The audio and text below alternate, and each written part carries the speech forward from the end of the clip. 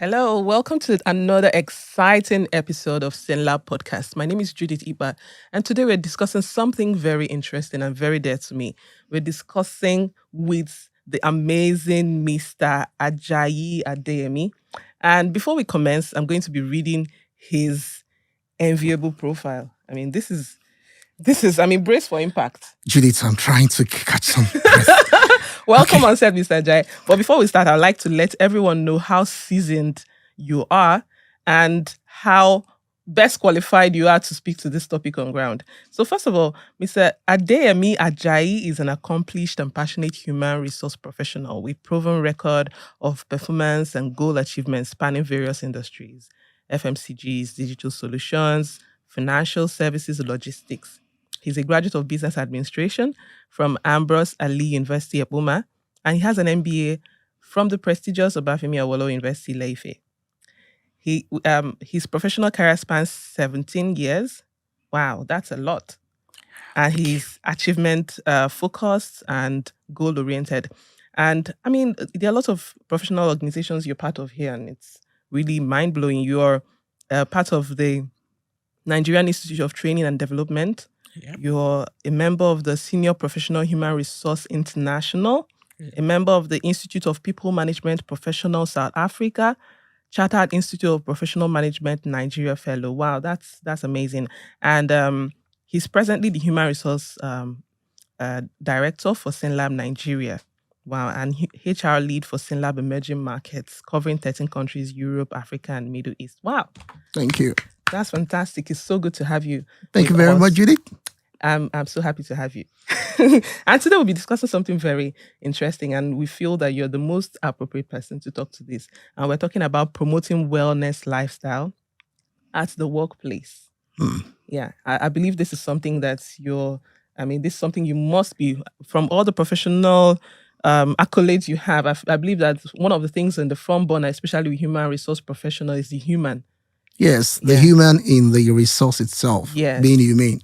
So the human has to be alive. Definitely. So that's to add value. To add value. So wellness and lifestyle. So can we discuss wellness? There's so much going on, even globally. There's a world day dedicated to safety and wellness at the workplace. So what does wellness, when we say wellness, what does it mean to you? How does it resonate with you? So for me, wellness means healthiness. It means being in good health, both physically, mentally, psychologically, and physiologically, as the case may be. Fantastic. Yeah. And because the term wellness, staff wellness, something like most HR just threw around to look like, they're very active and they're working around. What has been your experience, trying to implement these aspects of wellness in the workplace? I see you've worked for the past 16 years that you've worked. How have you ensured that team members are constantly in a well state?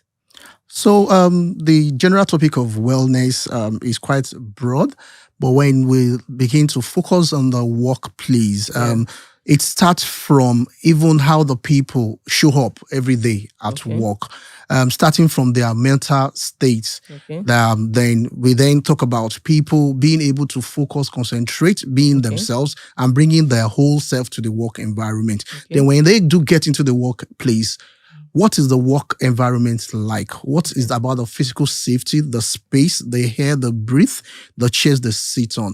One of the key things that I'm very particular about in the workplace when it comes to wellness is the fact that people get to spend the majority part of their hours of their day in the work environment, most times sitting down. So we start from the position of ergonomics, the kind of chairs that people sit. Is it comfortable enough to ensure that, they are not damaging their spinal cord, as the case may be?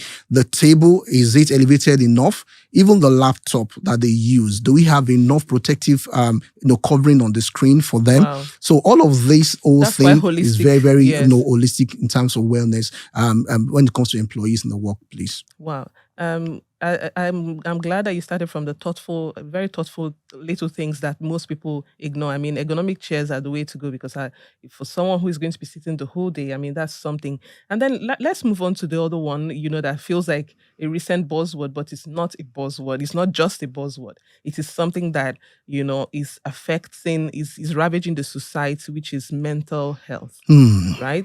And, before now, we tend to move it as a foreign word, you know, we cover it with black don't crack, so we don't. What's all Yeah. those mental health thing, you know? So, what has your experience been managing mental health and um, basically ensuring that the mental health of your team members, you know, is protected? You're watching out for them, and you're ensuring that you are consciously putting in practices that ensure that people do not burn out.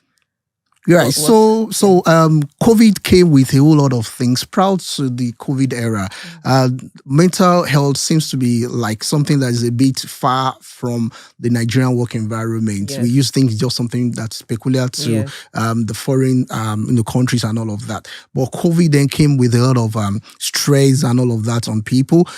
People having to work from home, spend longer hours on computers, working beyond their normal regular work hours. So for us in the workplace, one of the things that we had to begin to look at the period of COVID and thereafter is even trying to get the people to be psychologically ready to even come into the work environment all over again. Okay. Because, I mean, the whole staying at home for a longer period, not mixing with their team members, that was a whole lot for a lot of people to manage with.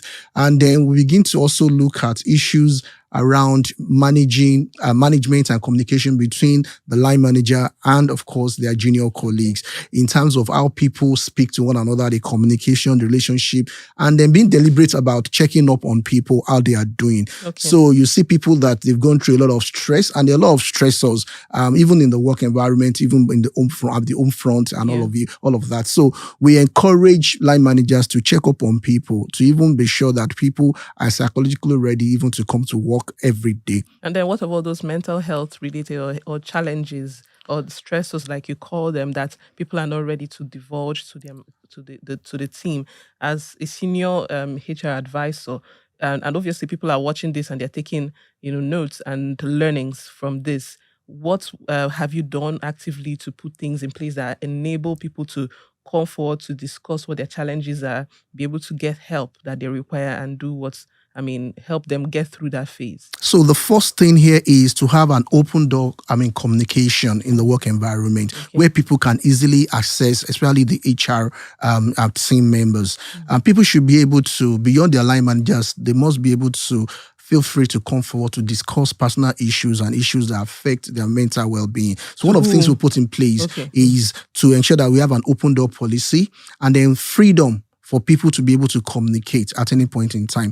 And another thing is that even beyond the work environment, we've been able to also engage professionals who are able to provide counseling to people. So we have dedicated lines for people to make a call to be able to talk to a professional mental health expert who can help them whenever they have issues. And this is absolutely confidential outside the organization purview, so that the only thing is that we just get to make sure that at least where there are cases, we refer people and they feel free to manage that. And where the organization also needs to put in place policies to ensure that the people who are having mental health issues, they are accommodated within our policies. So we have policy around flexible work hours, work from home, and all of that for all our employees. They can access that so that when they have challenges, at least we can manage their time out and all of that. This is very interesting. I hope that people are taking notes and organizations are also taking notes, just in case they haven't implemented these policies. Because at the end of the day, for staff to be productive, for team members to be productive, the environment they're working in has to be very conducive and enabling.